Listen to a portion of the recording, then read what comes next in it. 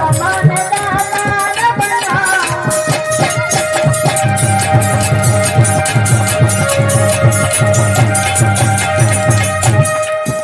और लक्ष्मी सब कन्या में पाओ, तुम समान दातार बनाओ।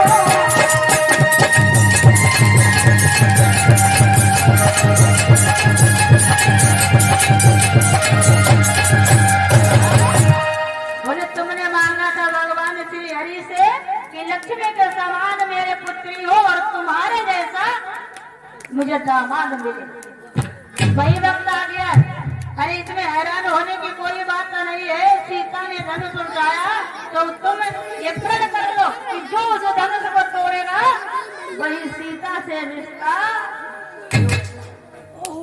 आज मेरे भागवत प्रेमी जनक जी पुनः फिर कचहरी में आए और आकर के क्या किया, ये ऐलान कर दिया कि जो भी इस धनुष का खंडन करेगा, इसे तोड़ेगा, वही हमारी जानकी के साथ में विवाह करेगा।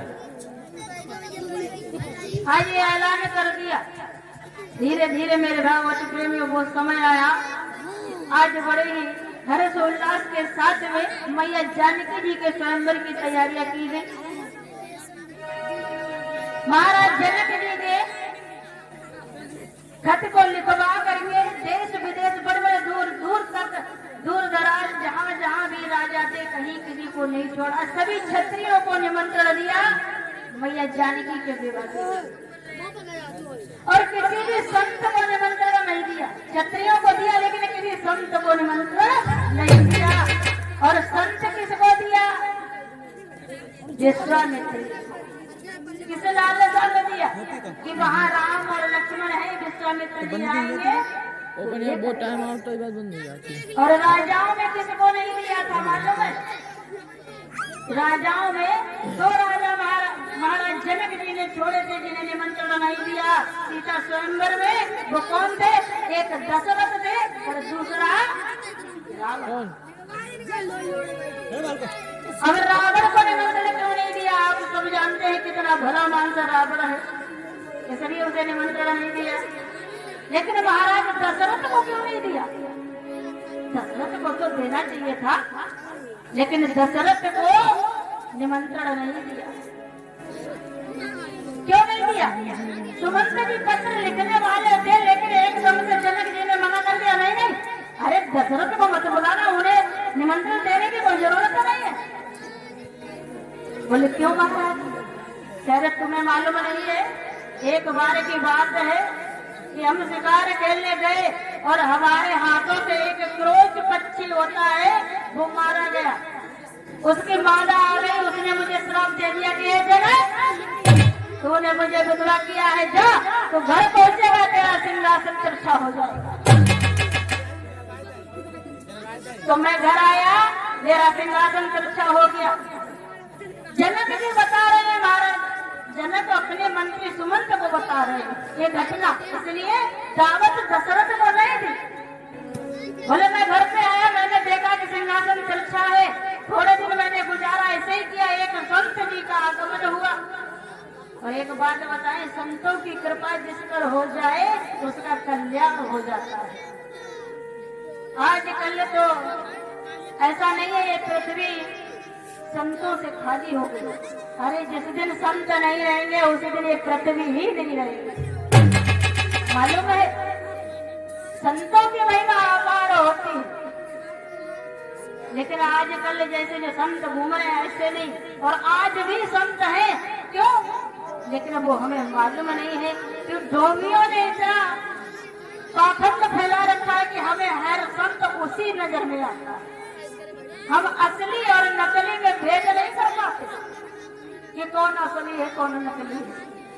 तो आज जनक जी बताते हैं अपने मंत्री सुमंत को कि संत जी आए और संत जी ने कहा कि जनक तुम्हारा सिंहासन तिरछा है।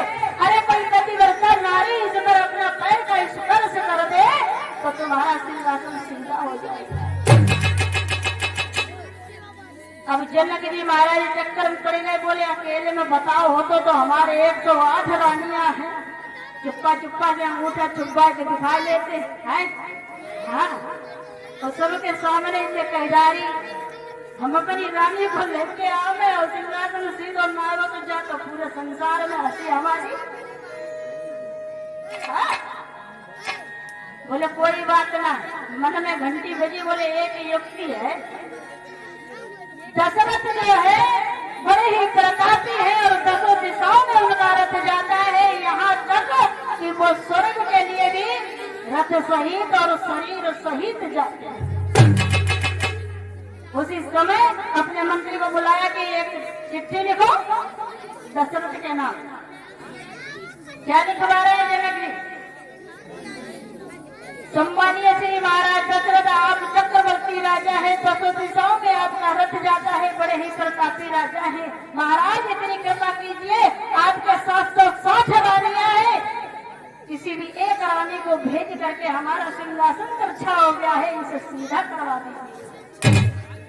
आज मेरे भागवत प्रेमियों, जब महाराज दशरथ ने ये चिट्ठी पढ़ी तो चक्कर में पड़ गए। बोले ये तो जनक ने अच्छा बात दिया, अरे हमारा इतना नाम है और हम अपनी रानी को भेजे, मान लो कि सिंहासन सीधा नहीं हुआ तो फिर हमारी क्या दशा होगी? है अगर कोई एक इज्जतदार इंसान हो तो वो अगर कहीं बेइज्जती पे नंबर आ जाए तो हजारों सवाल उसके मन में आते हैं, ये ऐसा हो गया तो कहीं हमारी इज्जत चली जाएगी। तो आज महाराज दशरथ भी मन में विचार कर रहे हैं कि हमने किसी रानी को भेजा, सिंहासन सीधा नहीं हुआ तो हमारी तो सारे संसार में हंसी होगी। उसी वक्त मेरे भागवत प्रेमियों, दशरथ असमंजस में है। नेत्रानी आ जाती है। नेत्रानी मालूम है किसको कहते हैं? भंगने के लिए नेत्रानी आई, बोली महाराज क्या बात है, आप तो बड़े ही चिंतित दिखाई दे रहे हैं। वो कुछ नहीं, ऐसी थोड़ी सी घटना है। तो क्या घटना है? कि वो जनकपुर से चिट्ठी आई है और ये बात बड़े ही श्रद्धा और भाव के साथ में दान किया जा रहा है।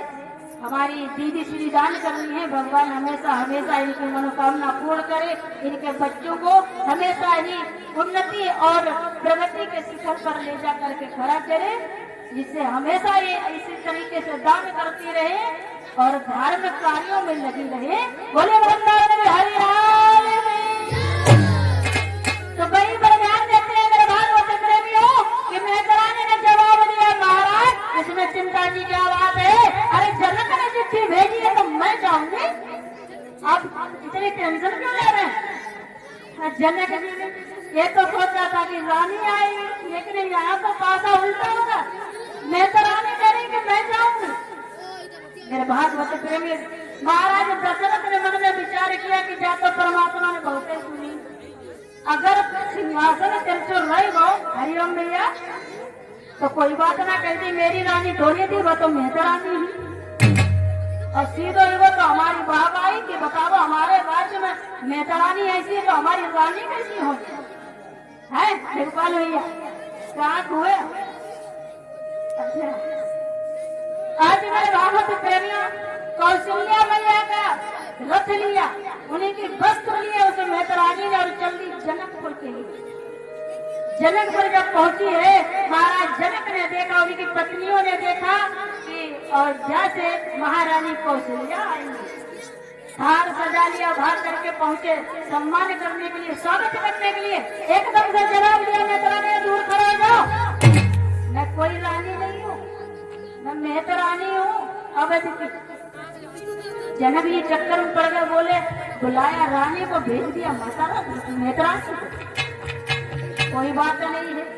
मेरे भागवत प्रेमियों, मेहतरानी जाकर के अपने पति के चरणों का ध्यान करती है और अपने पैर के अंगूठे का स्पर्श करती है तो सिंहासन सीधा हो जाता है। और जैसे ही सिंहासन सीधा हुआ, जनक जी महाराज बड़े प्रसन्न हुए, मेहतरानी तो चली आई। तो आज जनक जी महाराज अपने मंत्री से कहते हैं कि हमने एक बार चिट्ठी लिख करके गलती की कि मेहतरानी को भेज दिया दशरथ ने, और अगर आज हम चिट्ठी लिखते हैं तो पता नहीं किस भंगी को भेज देंगे जिसके साथ में हमें अपनी जानकी का विवाह करना पड़ेगा। बोले इसलिए दशरथ को चिट्ठी मत लिखना, सबको लिखो लेकिन दशरथ को नहीं। आज मेरे भागवत प्रेमियों, दशरथ को चिट्ठी नहीं लिखी गई और उधर विश्वामित्र को चिट्ठी लिखी गई, किसी संत को चिट्ठी नहीं लिखी गई। इसीलिए लिखी गई क्योंकि वो आएंगे तो राम और लखन को लेकर।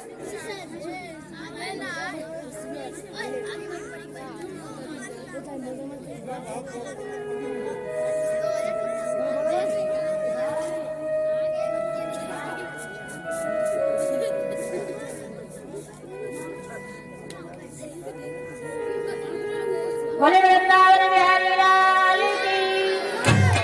आज मेरे भागवत प्रेमियों, सीता स्वयंवर जनकपुर में आरंभ हुआ। वहां विश्वामित्र जी राम और लखन को लेकर के आए। सभा में बैठे बड़े बड़े वीर क्षत्रिय बैठे हैं और जाकर के बड़े ही ध्यान से सुनने की बात है। टोपा शंकर, नजर हमारी तुम्हारे ऊपर भी है। जब बैठे टोपा शंकर सामने, हमारी तरफ ध्यान दो, इधर उधर ध्यान मत दो। कथा बहुत ही समझने की बात है। ध्यान से समझोगे तो सब समझ में आएगी, और ध्यान से नहीं समझा तो कुछ समझ में नहीं आएगा। ऐसे ही पल्ली जाए कथा सुनो और निकल लो। 50 रुपए धर्मवीर यादव नगरिया कला निवासी और 50 रुपए प्रेमलता पत्नी धर्मवीर यादव नगरिया कला निवासी और 10 रुपए गुलवेश यादव सहपुरा निवासी, 10 रुपए अंकित यादव सहपुरा निवासी और 10 रुपए अरुण यादव सहपुरा निवासी और 10 रुपए नन्हे मुन्ने बाल गोपाल हरजेश यादव सहपुरा निवासी। ये सभी भक्त दान करते हैं। भगवान हमेशा हमेशा इन्हें उन्नति और करता रहे, कल्याण करता रहे, जिससे धार्मिक कार्यों में लगे रहे। और सभी भाई बंधुओं को ऐसी सुंदर सुंदर कथाएं भगवान के चरित्र की सुनने को मिलती रहे, जिससे कि कल्याण होता रहे। बोले वृंदावन बिहारी लाल की। देखिए, ध्यान से सुनने की बात है मेरे भागवत प्रेमियों। रावण को भी निमंत्रण नहीं दिया था जनक जी ने सीता से अंदर। उधर राम लक्ष्मण सभी लोग पधार चुके हैं। हरजेश बाबू,